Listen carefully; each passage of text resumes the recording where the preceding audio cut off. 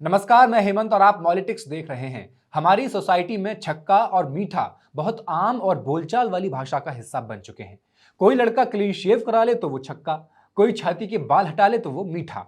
छक्का और मीठा हों भले ही आम, लेकिन इनका इस्तेमाल दूसरे व्यक्ति की जेंडर आइडेंटिटी का मजाक उड़ाने के लिए किया जाता रहा है।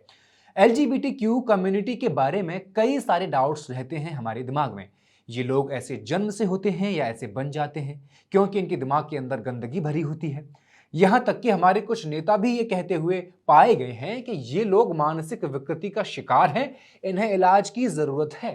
कुछ कहते हैं ये शौकीन लोग हैं, ये नेचर के खिलाफ चल रहे हैं। लेकिन साइंस क्या कहता है, या कभी आपने जानने की कोशिश की है क्या? साइंस कहता है कि गे, लेस्बियन, बाइसेक्सुअल या ट्रांस होना ज्यादातर मामलों में जन्मजात जैविक कारणों से होता है। गर्भ में ही बच्चे के दिमाग का विकास हो रहा होता है। उसी समय हार्मोन्स और जीन का कॉम्बिनेशन तय कर देता है कि उसकी सेक्सुअल ओरिएंटेशन और जेंडर आइडेंटिटी क्या रही होगी, या क्या आगे चल के होगी। यही वजह है कि इतने बड़े क्रिकेटर का बेटा जो खुद को अंदर से एक स्त्री होना महसूस करता था, उसने पूरी कम्युनिटी के सामने एक मिसाल पेश की और दुनिया को दिखाया कि आप कौन हैं, ये आप तय करेंगे। कोई सरकार तय नहीं करेगी, कोई डॉक्टर तय नहीं करेगा, या कोई अफसर ये तय नहीं करेगा कि आप कौन हैं। लोग चाहे कुछ भी कहें, उनकी पोस्ट्स के कमेंट्स आप अगर पढ़ेंगे तो आपको समझ आएगा कि किन किन परेशानियों का सामना वो डेली बेसिस पर करते हैं। कोई हिजड़ा कहता है, कोई कहता है भाई आप थोड़ी सी बहन हो क्या, चल बे छक्के, तुम जैसों की तादाद बढ़ती जा रही है, सीपी पे तुम लोग बहुत दिखने लगे हो, वगैरह वगैरह। इन सभी चुनौतियों का सामना करके कुछ लोग अपनी एक पहचान दुनिया के सामने बनाने में कामयाब हुए हैं। तो एक बात समझ में आ जानी चाहिए, ना तो ये पर्वर्ट हैं और न ही ये मानसिक बीमार हैं। जहां तक सवाल है नेचर के खिलाफ होने का, तो हम सब नेचर का हिस्सा हैं, और हम जैसे हैं वही नेचर की असली तस्वीर भी है। कई स्टडीज में देखा गया है कि जुड़वा बच्चों में अगर एक गे है तो दूसरे के गे होने की संभावना बहुत ज्यादा हो जाती है। प्रीनेटल हार्मोन्स यानी गर्भ में टेस्टोस्टेरोन का स्तर अगर सामान्य से अलग होता है तो ब्रेन का विकास अलग तरीके से होता है। इसी वजह से गे मेल्स का ब्रेन कुछ हिस्सों में स्ट्रेट मेल से अलग भी दिखाई देता है। ट्रांस लोगों के मामले में भी यही बात है, उनका ब्रेन अक्सर उनकी जेंडर आइडेंटिटी के हिसाब से ज्यादा मैच करता है। मतलब ये लोग सिसजेंडर यानी कि सामान्य मेल और फीमेल से अलग होते हैं, यानी they are born this way वाली बात साइंस की भाषा में सही साबित हो चुकी है। क्या ये मानसिक बीमार है? अगला सवाल।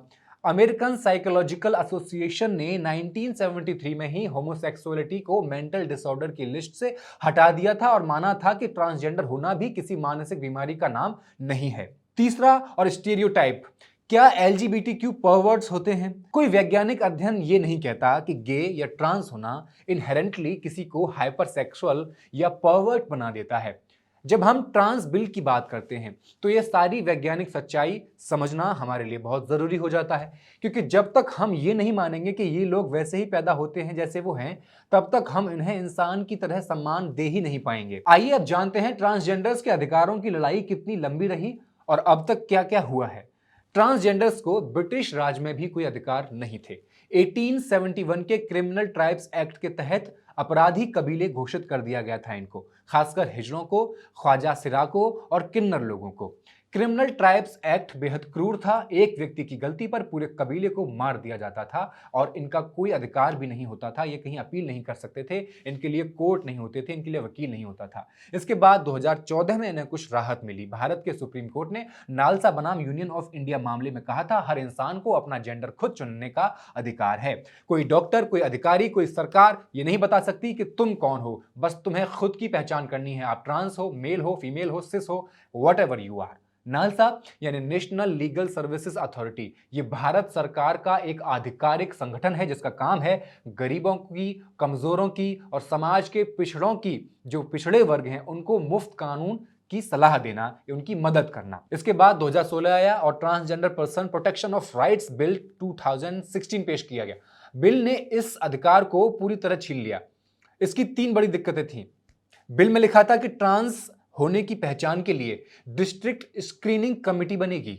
इसमें डॉक्टर होगा, सोशल वर्कर होगा, सरकारी अफसर बैठेंगे और वो तय करेंगे कि तुम असली ट्रांस हो भी या नहीं हो। दूसरी बड़ी समस्या बिल की परिभाषा थी। बिल में होली मेल या होली फीमेल जैसे शब्द इस्तेमाल किए गए थे जो साफ तौर पर स्टीरियोटाइप को बढ़ावा देते थे। Non binary, gender queer, trans man, trans woman सबकी पहचान को बिल ठीक से नहीं मान रहा था और इनके भीख मांगने पर भी रोक लगाई जा रही थी। तीसरी बड़ी शिकायत थी कि बिल बिना कम्युनिटी से बात किए तैयार किया गया। ट्रांस लोगों को कोई कंसल्टेशन नहीं दी गई। बिल में डिस्क्रिमिनेशन रोकने के लिए कोई मजबूत सजा या मैकेनिज्म नहीं रखा गया था। शिक्षा, नौकरी, स्वास्थ्य में ट्रांस लोगों के अधिकार तो लिखे थे, लेकिन अगर कोई भेदभाव करता है डिपार्टमेंट में तो उनके लिए सजा क्या होगी इसका कोई साफ साफ जवाब नहीं लिखा हुआ था। साथ ही बिल में शादी और गोद लेने का अधिकार भी नहीं दिया गया था जो आर्टिकल 14 के बराबरी के अधिकार का उल्लंघन माना जा रहा था। इसलिए यह बिल तब पास नहीं हो पाया। इसमें संशोधन किए गए 2018 में, 2019 में।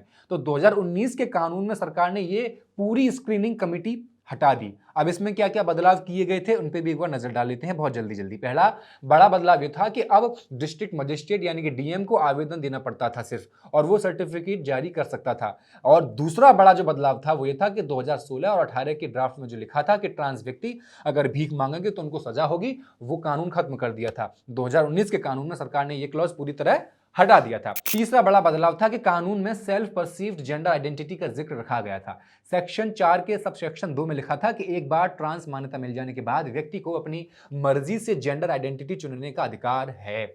यह नालसा जजमेंट की भावना के करीब माना गया। हालांकि पूरा सेल्फ आइडेंटिफिकेशन नहीं था क्योंकि डीएम का सर्टिफिकेट अभी भी जरूरी माना जा रहा था। अब कुछ पुरानी समस्याएं लेकिन इसमें बनी रही थी, जैसे ट्रांस व्यक्ति को मेल या फीमेल मार्कर बदलने के लिए सेक्स रीअसाइनमेंट सर्जरी एसआरएस करवानी पड़ती थी। बिना सर्जरी के सिर्फ ट्रांसजेंडर सर्टिफिकेट ही मिलता था, लेकिन जेंडर चेंज के लिए सर्जरी अनिवार्य कर दी गई थी। कम्युनिटी ने इसको नालसा जजमेंट के खिलाफ बता दिया और इसके खिलाफ कई जगह प्रदर्शन किए गए, देश भर में प्रदर्शन हुए।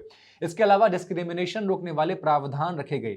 शिक्षा, नौकरी, स्वास्थ्य में भेदभाव नहीं हो सकता, लेकिन सजा का प्रावधान अभी भी बहुत कमजोर था। अपराध की सजा सिर्फ 6 महीने से 2 साल तक की ही थी, जो कई लोगों को, कई एक्टिविस्ट्स को काफी कम लग रही थी।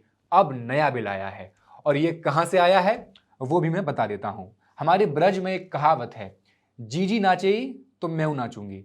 मतलब ये कि अमेरिका में ट्रंप जब सत्ता में आए तो उन्होंने आते ही कई एग्जीक्यूटिव ऑर्डर्स जारी कर दिए थे। इसमें सबसे इंपॉर्टेंट था defending women from gender ideology extremism and restoring biological truth to the federal government. यानी नाम से ही सब कुछ जाहिर हो रहा है। इस ऑर्डर में फेडरल गवर्नमेंट को सिर्फ मेल और फीमेल को मान्यता देने का निर्देश दे दिया गया, जो जन्म के समय ही तय हो जाते हैं जेंडर और वो बदल नहीं सकते। यहां तक कि जेंडर आइडेंटिटी को फेडरल डॉक्यूमेंट्स पर बदलने पर भी रोक लगाने की बात चल रही थी। जेंडर आइडियोलॉजी को प्रमोट करने वाले कार्यक्रमों पर रोक लगा दी गई थी। यह सब अमेरिका में हो रहा था ट्रंप के आने के बाद। इसके अलावा एक और ऑर्डर आया, protecting children from chemical and surgical mutilation. यही है कि जीजी नाचेगी तो मैं भी नाचूंगी, जिसमें अब इसमें क्या था कि 19 साल से कम उम्र के बच्चों के लिए जेंडर अफर्मिंग केयर जैसे कि प्यूबर्टी ब्लॉकर्स, हार्मोन्स और सर्जरी पर रोक लगा दी गई। वहां पर फेडरल फंडिंग वाले अस्पतालों को कार्यक्रमों को ऐसा इलाज करने पर फंडिंग रोकने की धमकी तक दी गई। हमारा इस साल का ट्रांसजेंडर बिल जो 2026 में मार्च में आया है वो भी इसी से मिलता जुलता है। जैसी कहावत थी, जो काम ट्रंप करेंगे वो हम भी करेंगे, आइडियोलॉजी एक है। अब भारत की बात करते हैं। 13 मार्च 2026 को लोकसभा में transgender person protection of rights amendment bill 2026 पेश किया गया। इसे सोशल जस्टिस एंड एम्पावरमेंट मंत्री वीरेंद्र कुमार ने इंट्रोड्यूस किया। इस बिल में एक क्लॉज लिखा है, कोई भी व्यक्ति किसी को जबरदस्ती सेक्स चेंज करने के लिए मजबूर करेगा तो सजा होगी। मतलब अगर कोई माँ बाप, कोई भाई बहन, रिश्तेदार या कोई भी इंसान किसी ट्रांस या इंटरसेक्स व्यक्ति को जबरन ऑपरेशन करवाने के लिए मजबूर करे, हार्मोन्स लेने के लिए कहे या जेंडर बदलने के लिए धमकाए तो वो अपराधी माना जाएगा और सजा होगी करवाने वाले को भी और जो करवा रहा है उसको भी। इसमें समस्या क्या है, मान लो एक लड़का है, वो खुद को लड़की मानता है और ट्रांजिशन कराना चाहता है, वो हार्मोन लेना शुरू कर देता है या हिजड़ा घराने में जाना चाहता है। अब उसके घर वाले इसे बिल्कुल पसंद नहीं करते और भारत में एक तो माँ बाप भी नहीं होंगे ऐसे जो इसे पसंद करेंगे कि उनका बेटा बेटी बने या उनकी बेटी बेटा बने।